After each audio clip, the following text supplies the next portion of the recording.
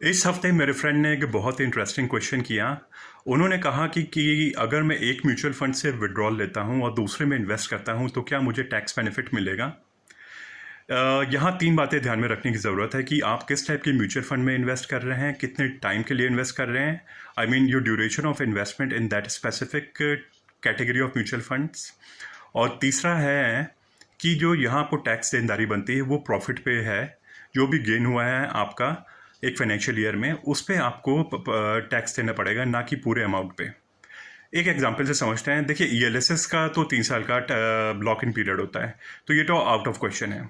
अब open ended में अगर आप विड्रॉल लेते हैं विद इन 1 ईयर, अगर आप विड्रॉल लेते हैं तो एक तो 20% आपको STCG देना पड़ेगा, जो कि है short term capital gains tax, plus exit load भी लगेगा, जो कि यूजुअली 1% होता है।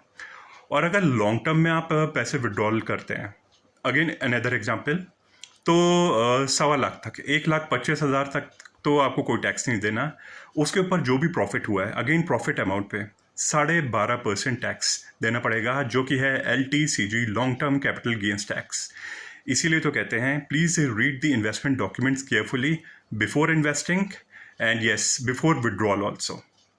सो आई होप इस वीडियो से आपको ज़रूर कुछ सीखने को मिला होगा। If yes, then do share this with your friends, colleagues and your relatives also. This is Abhishek signing off. Take care.